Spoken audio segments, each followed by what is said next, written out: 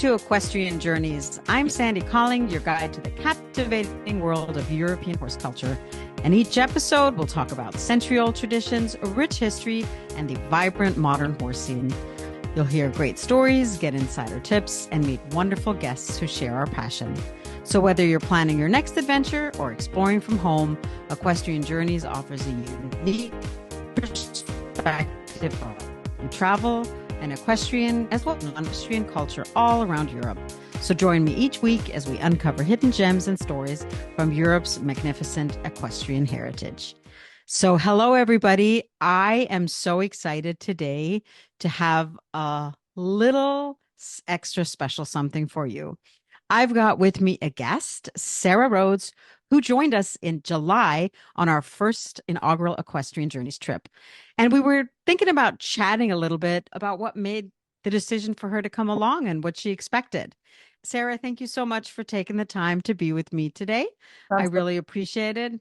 As a trainer, I know how busy it is, and it's your day off, right? So it's the yeah, last thing you want to do, but I really appreciate it. it's all good. What made you decide to hop on and join us to Baden-Württemberg, to Germany? So I'm always interested in going new places and having new cultural experiences. And this trip was really special for me just because I hadn't been to this specific part of Germany. And it was absolutely incredible just to see how it's different from Northern Germany as far as like the culture and the lifestyle and the architecture and everything. It just made it different.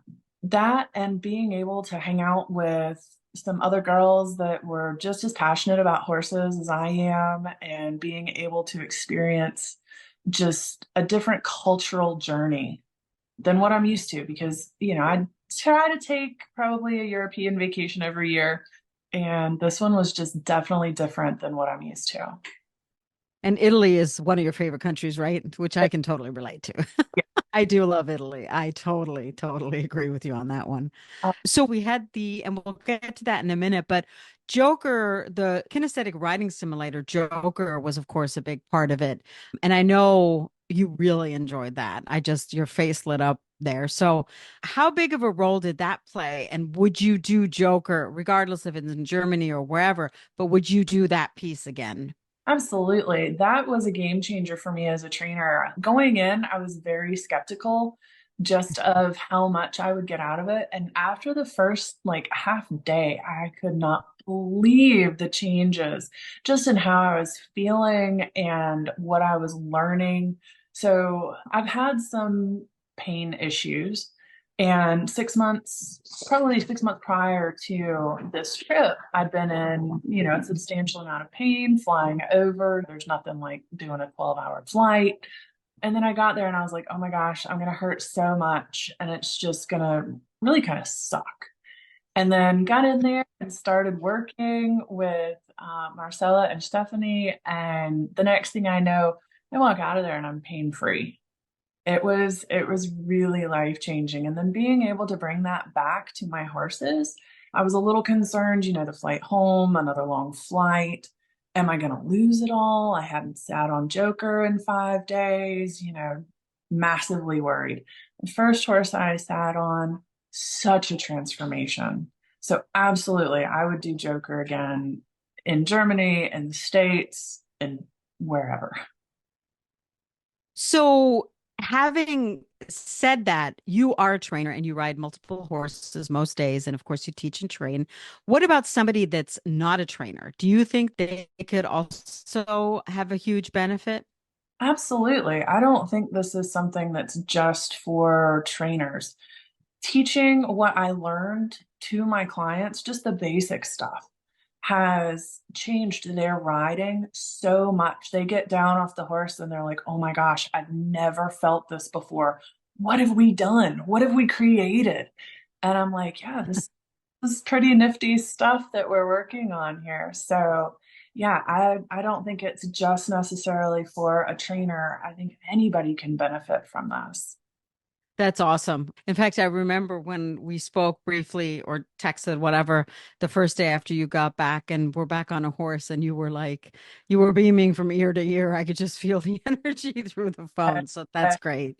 That's awesome. So before we went on the trip, did you have any specific expectations, or did you just go into it like whatever's going to happen? Pretty much whatever's going to happen. My last two European trips were not so great. I'd gone to northern Germany, and while there were great moments, don't get me wrong, anytime you go overseas, it's always a great moment.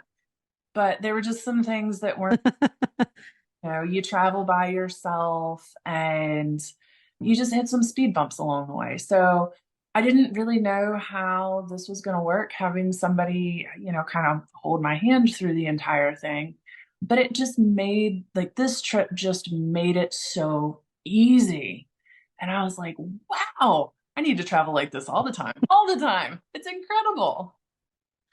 So that being said, and that was actually that leads into my next question. How did this trip stand out from other trips you've taken? Was it because everything was kind of like paint by numbers or whatever? It's like we're doing this today, and all you had to do is get ready for the day, or how was it different? So, when you travel by yourself and you're going overseas, you got to worry about your hotel, you got to worry about your food, you've got to worry about, the safety and all the other things that just kind of go along with traveling by yourself, whether it's overseas or here in the States or whatever. And having someone who could speak the language, who knew people over there, that just curated a lovely trip where legitimately all I had to do was put on clothes in the morning. That was so nice and made it so easy. So yeah, that was a huge plus. That's awesome. I know I haven't been on too many of those trips, but I love to organize and plan. And I actually thought that would be kind of nice just to have to, show up and be there. And what time are we meeting for breakfast? And that was pretty much it, right? So this being Equestrian Journeys, being equestrian highlights, of course, we want to implement Joker when we can when we're in Germany. Obviously, we're going to do trips to Ireland, and for everybody that's interested in Ireland, I'm actually going to Ireland in a couple week, well, 3 weeks, and Sarah's actually joining me. And we're going to suss out the itinerary for June 2025. So anybody interested in Ireland, stay tuned because we're going to have a fabulous trip, as well as I'm working on an itinerary to France.